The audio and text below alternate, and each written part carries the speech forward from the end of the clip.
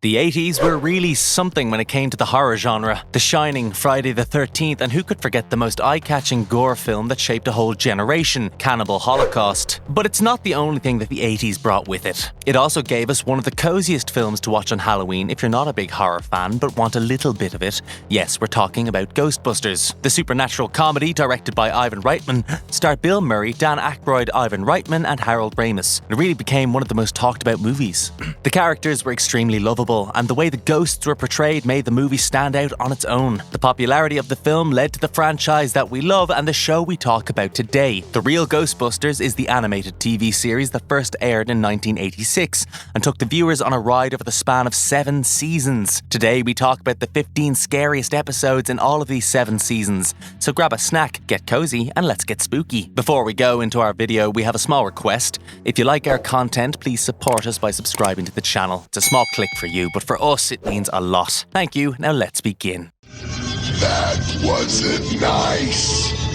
Not nice at all. The Boogeyman cometh. The Boogeyman is something that the children often complain about. Usually people pass it off as their overactive imaginations, but in this episode we see the truth is far from it. The Boogeyman exists and he is scary enough. With his half-man, half-body physique and his giant head with an extremely disproportionately large mouth, the Boogeyman is frightening. As it turns out, he used to threaten Egon when he was a child, which led to Egon starting to investigate in the first place. To save the Carter children when the Ghostbusters showed up at their place, they met with the Boogeyman and realised how difficult it would be to save the kids. The Boogeyman is not someone who can be trapped like any other ghost they've encountered so far. He was just too strong. So the only way they could save the Carter children, and any other children for that matter, was to seal off the Boogeyman in his realm. They did so by entering his realm via one of the portals and detonating the bomb by powering it with their proton packs. While the Boogeyman is sealed, he can come out again any time when he can create another portal.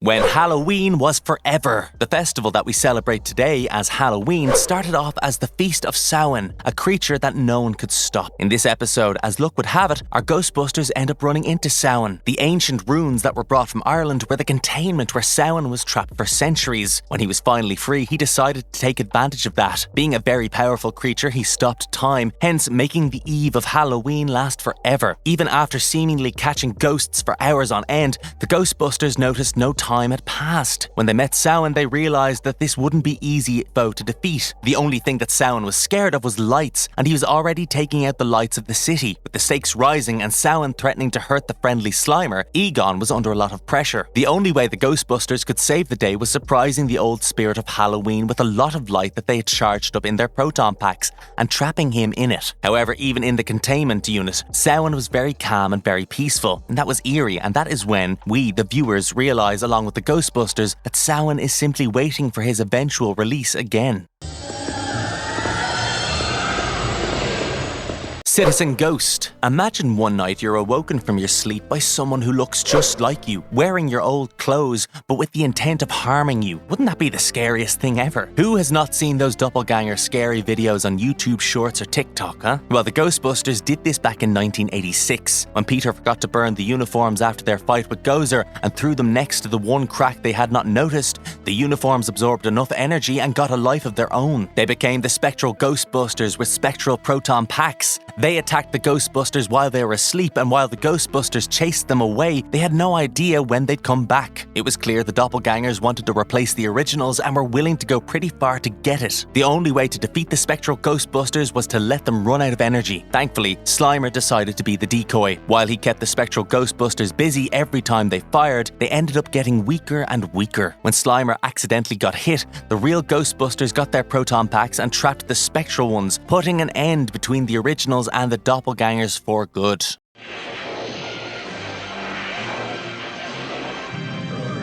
Knock knock. Some doors have fun things behind them, while others not so much. When the subway workers find a door in the tunnel that spoke to them, growling, "Do not open until doomsday," instead of doing the right course of action, which would have been to leave the door alone, the foreman responded that they did not care about what the door had to say. The door responded by unleashing hell on them. The door was a gateway, a portal, and there were several souls who'd been lost there. With the door open, the ghosts flew out in every direction they could go. The Ghostbusters were pulled from their beds, which Janine sounding the alarm. When they reached the subway, everything was in a horrible state. The graffiti had come alive, the train was possessed, and the heroes had a terrible ride that took them to the place where the PKE meter showed the most poltergeist energy. That was changing everything right up ahead down the line. They learned from a Sumerian tablet that when Doomsday destroyed the world, this door was meant to replace it. Realizing it's necessary to find the door and close it, our heroes trudge through the place of lost souls, and when they get there, they use their proton packs to dispersion mode and reached every corner and put it in capture mode, sucking everything back into the Doomsday door. The heroes escape right before the door closes on them, returning everything back to normal with its warning back in place. I'm not Peter, you pitiful fools. Mrs. Rogers' neighborhood. When Mrs. Rogers asked the Ghostbusters for help, they thought this would be a really easy mission. She called about a haunted house, and sure enough, the PKE meter showed the signs of it. But there is more to Mrs. Roger that meets the eye. As it turns out, old Mrs. Roger is actually what? Now, what is what? According to Tobin's spirit guide, What is the leader of the demons, and he has only one goal: invading and conquering the living world. At first, the Ghostbusters were sure they would find What in the house because the PKE meter went out the moment they were close to the house. But the source of What was Mrs. Rogers' dress. Realizing that, they ran back to the headquarters only to come across Peter, who had been possessed by What. This made things extremely difficult for everyone, as no matter what they did, there was a chance of Peter getting hurt, and they couldn't do that to their friend. That doubt remained until Egon told them to adjust their throwers accordingly, one with Peter's electrometabolic system and the other with What's frequency. The Ghostbusters then pulled the two apart. Once separated, they trapped What in a trap, and Mrs. Rogers' house disappeared into a chest that inverted itself, getting rid of the worst demon the Ghostbusters have ever had to face. The Grundle. Children are something that people have varied opinions on. Some say they're precious, while others say children are very annoying. However, one thing everyone can agree on is that children are very easy to manipulate. Grundle is one such demon who targets children, manipulates them, and makes them do bad things. He possessed Alec, and although at first he seemed to be just a little more aggressive than usual, things took a darker turn when Grundle made him dismantle the proton packs of the Ghostbusters, which almost set the auditorium on fire. Grundle then targeted Lee, Alec's little brother, as his next vessel. And when Grundle showed his true form, Lee wanted to run away. This led to them having a chase in the warehouse where Alec had lured him in, and when Lee was holding on for his dear life, right about to fall through the floor, the Ghostbusters showed up. Grundle wanted Lee to fall, but when Peter told Alec to help his brother, Alec did. This severed the connection between them, and Grundle was captured. I will explain nothing. You will bring, or you will. The Thing in Mrs. Faversham's Attic. A loving parent is willing to go to the far ends of the world just to give the best life for their children, but how far will a parent truly go? Well, Charles Faversham wanted the best life for his daughter Agatha, so he stood in his attic on a rug with a six-pointed star and read a passage from a book with the same symbol on it to call on Belleranthon. But as it was a force that he could not deal with, he sealed it in the attic. He forbade his daughter from ever going there, and Agatha never did, until she moved into the house after her husband was no more. She sent for the Ghostbusters, who at first didn't find anything in the attic until the small attic became bigger in front of their eyes and the PKE meter was blown off. Realizing that Belleranthon had no idea how long had passed, the Ghostbusters decided to bait him to take his true form instead of controlling the domain so that they could capture him. They dressed Slimer like Charles Faversham and sent him to the attic. It worked for a while, but when the sham was over, Belleranthon was angry and created a cyclone in the attic. However, the distraction was enough for Egon to set a trap and capture him. The episode, however, ends on a much sweeter note as we see Peter spending time with Agatha as he reminds her of his mother. So maybe all the hardships that parents go through to provide for their children are not something that children ever forget. And let good win on its own terms. Perhaps we'll meet again. Night game. If you're a die-hard sports fan, you might know that all hell can break loose when your favourite team loses. But what would you do if the match you're vouching for had a life at stake? Well, in this episode, that's what the Ghostbusters had to face. In the Jaguars Stadium, there was a burst of ectoplasm, and when the Ghostbusters went to investigate it, they realised it was an Indian legend that Winston had told them about previously. Every 500 years, good and evil decide to battle it out, and as ghosts, they chose baseball this time around. The price of the match? A human soul, of course. The fight was definitely something worthwhile. The giant umpire was quite the one to look at, and he was pretty good at his job too. By the 8th inning, the score was 0-0, so the Team Evil decided to cheat. When the Ghostbusters tried to get the umpire to penalise them, they were reminded that they are the Team Evil. They can choose to cheat as it's their nature, so the only way Ghostbusters could win would be if they stayed true to their nature and won the game fair and square. Right on the verge of a strikeout, Winston scored a 3-point home run, making this match a win for Team Good. As the umpire left, we learned the truth that the soul at stake, which would have been tortured for 500 years had they lost the match, was not Winston's but Peter's instead.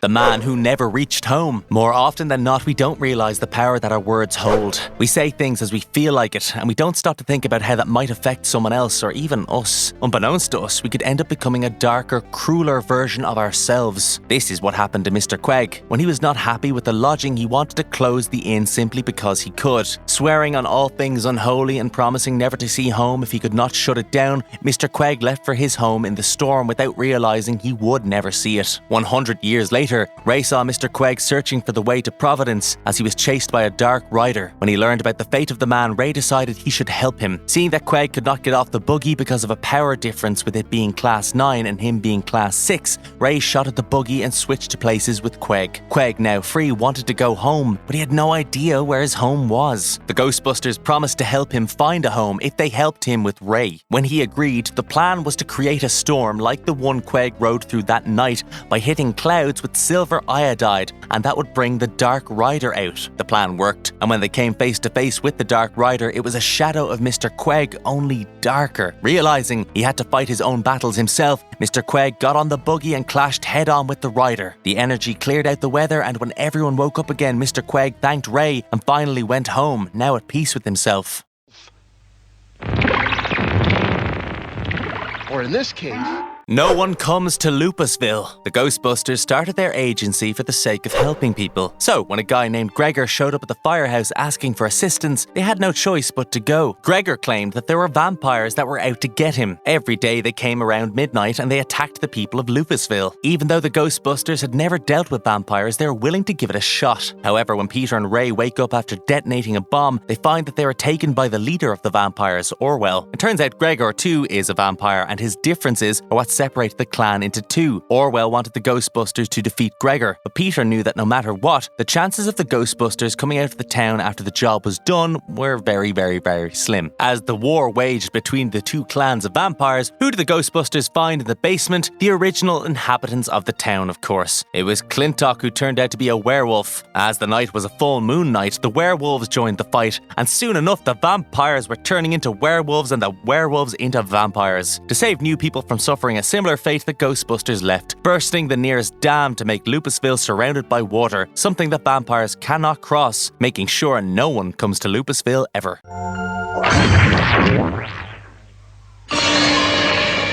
The Collect Call of Cthulhu. H.P. Lovecraft is a father of uncanny horrors. In his universe, we get to hear about the old one, Cthulhu. Cthulhu is a cosmic entity, and he's extremely powerful. Looking at him will drive you insane, if not kill you instantly. So when the Ghostbusters ended up facing up against Cthulhu, they were in quite a pickle. The Necronomicon that was displayed in the New York City Public Library was stolen, and Cthulhu was now awoken. There were not a lot of ways known to kill him or trap him. He could be stopped, but only momentarily. Gozer, a significant threat to the Ghostbusters, was a walk in the park compared to Cthulhu. However, knowledge comes from the most unlikely sources. When all hope was lost and there was no way to know if they could save the world, Ray came across a comic book where Cthulhu was killed off by electrocution. In the comics, Cthulhu was lured into an electrical plant and had 100 gigavolts coursed through him. So with that in mind, the Ghostbusters decided to use a roller coaster to lure in Cthulhu and then electrify the tracks to attract lightning. When Cthulhu fell for the trap and the lightning struck him, he turned into red vapor,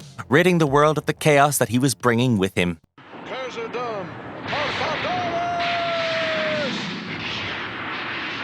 Ragnarok and roll. In the Norse mythology, we come across the term Ragnarok often. It's the ultimate destruction of the gods and the beginning of new rules. Sounds like something that only a god can bring forth. Well, apparently not. When Jeremy and Cindy broke up because Cindy wanted to pursue her career, the grief took over Jeremy completely. He wanted to have a new beginning, so he went to a shrine at the top of a mountain and he begged for the power to end the world. He had a flute, which played the symphony of destruction, creating chaos everywhere. When he played the second chorus stars of the symphony, the world was full of natural calamities. In his grief, Jeremy was blinded and selfish enough not to realise that he was hurting others. The Ghostbusters reached out to Cindy, and as they spoke, the Ghostbusters were sure that the dark entity had latched itself onto Jeremy and it wouldn't stop unless forced. They were willing to lay down their lives for this when Jeremy, in some sense, began talking to them. When his friend Tilo told Jeremy that he would rather die with the world because Jeremy needs to destroy the world over his own problems were wrong,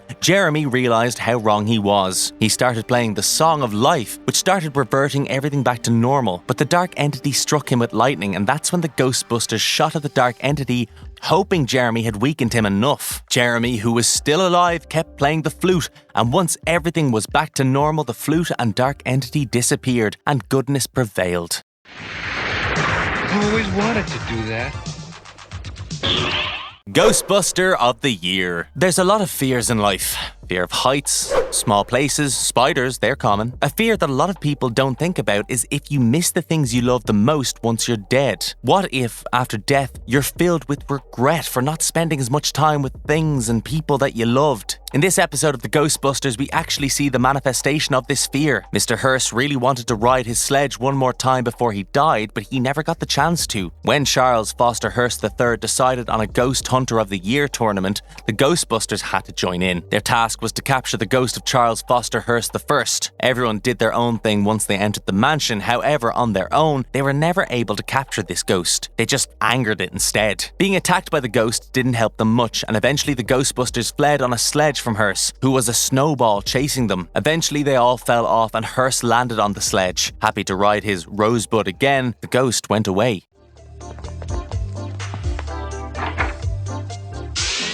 Lights, camera, haunting. When the Ghostbusters were welcomed at the production of a horror movie called Horror House, they expected things to go smoothly. Well, what they weren't expecting was the producer to make a deal with the ghosts that were actually present on the set to do authentic horror films with him if he would let them get to the Ghostbusters. The Ghostbusters ended up finding themselves trapped in their own horror-fueled movie, where they were chased around by 3 ghosts. As nightmarish as it sounded, the only way out of it was by changing the PKE meter's polarity to send a distress signal to the 3 superstars of the set. When the ghost superstars showed up as heroes, they were obliged to help the Ghostbusters out, which led to the evil ones being defeated.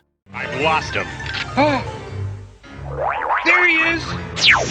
Victor the Happy Ghost. There's something really scary about meeting new people. You think they're someone, but they show their true colours and they're something completely different. That is something a lot of people are terrified of, and in this episode we see that happening to the Ghostbusters. They were sent to capture Ghost, but owing to how cute he looked, they decided to keep him. They named him Victor after Janine's nephew. Even though Slimer wasn't too happy about the roommate and his behaviours, he took all the blame for it. When Slimer kept an eye on Victor from afar, he saw Victor turn into a bigger, monstrous version of himself. As he tried to run away, Victor grabbed him, put him in a trap and shoved him in the closet. By the time Slimer was found and rescued, the Ghostbusters had the opportunity to see Victor in his true form. He had trapped each Ghostbuster somewhere and destroyed their proton packs, rendering them helpless. As they prepared themselves for worse to come, Slimer and Janine showed up in Ecto 2 with backup proton packs. They defeated Victor and ended up spending the rest of the day apologizing to Slimer for misunderstanding him so much.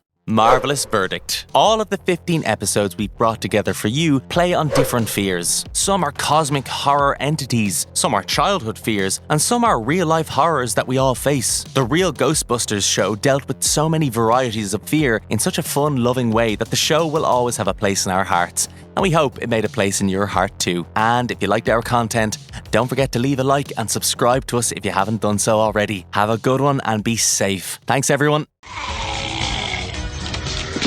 It's all over, Boogie.